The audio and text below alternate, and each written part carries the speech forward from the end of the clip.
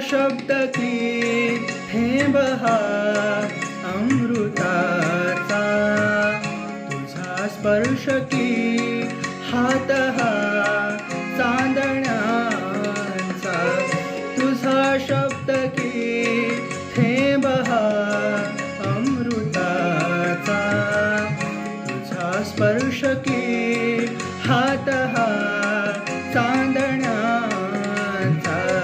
उगाला जण्याचा किती हा बहाणा, शब्दरूप